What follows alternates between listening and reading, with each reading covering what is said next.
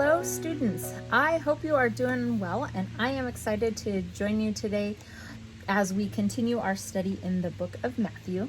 Today I get to share a few thoughts that I had when reading through Matthew chapter 18.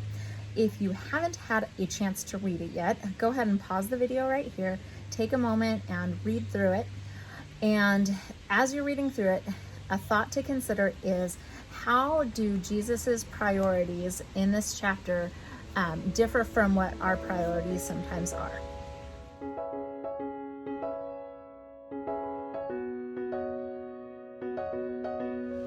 Okay, now if you've taken a minute to read through the chapter, let me share just a couple of quick thoughts. There are two main spots that I'm going to point out. The first one is in the first 4 verses. I'm going to read those to you, and I'm reading in the ESV. It says, "At that time, the disciples came to Jesus, saying, 'Who is the greatest in the kingdom of heaven?' And calling to him a child, he put him in the midst of them and said, 'Truly I say to you, unless you turn and become like children, you will never enter the kingdom of heaven. Whoever humbles himself like this child is the greatest in the kingdom of heaven.'"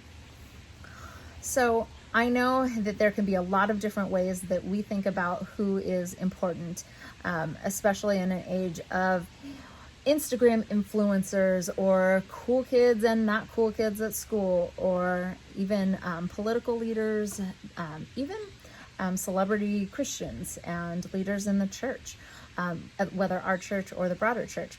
It can be easy to not always understand or keep in mind what God says is true greatness. And so I love that Jesus pulled a little child in and points out that the kingdom of heaven is the children are the greatest in the kingdom of heaven, or those who are humble like children. And that idea that humility is actually more valuable than greatness is totally countercultural in a time where we maybe are great or have influence in our normal day-to-day lives, and now that is all interrupted. We even have maybe more of an opportunity to think about what is truly important, what truly makes someone great. And here Jesus is saying it's humility. He goes on, and in verse 10, he points out this. He says, "See that you do not despise one of these little ones, for I tell you that in heaven their angels always see the face of my Father who is in heaven." I kind of love that, because I think sometimes we can get wrapped up in not just not wanting to be humble, but also even mocking or looking down on people who are. And so it's just another opportunity to see how Jesus values things differently. The other thing that I wanted to pull out is at the end, or towards the end of the chapter, in verses 21 and 22, Jesus is talking to Peter leading up to telling the parable of the unforgiving servant. And he says this, the word says this: "Then Peter came up and said to him, 'Lord, how often will my brother sin against me and I forgive him? As many as 7 times?' Jesus said to him, 'I do not say to you 7 times, but 70 times 7. And then he goes on to tell this story of the unforgiving servant. And I think that this is another case where we see that God has different priorities than we do. He values forgiveness in a way that we don't comprehend. We can get caught up in our rights and sometimes forget how much we have been forgiven.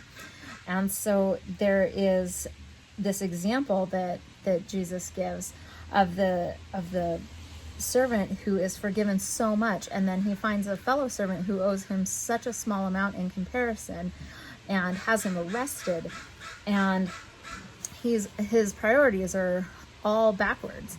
And we can act the same way sometimes. I know I do.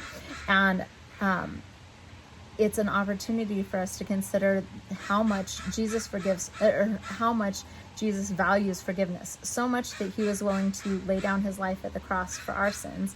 And we then have an opportunity to turn around and forgive others. Maybe that's people that we are living in close proximity to. Maybe that is somebody that we haven't seen in a while. But if we are carrying on in unforgiveness, that is not reflecting the gospel.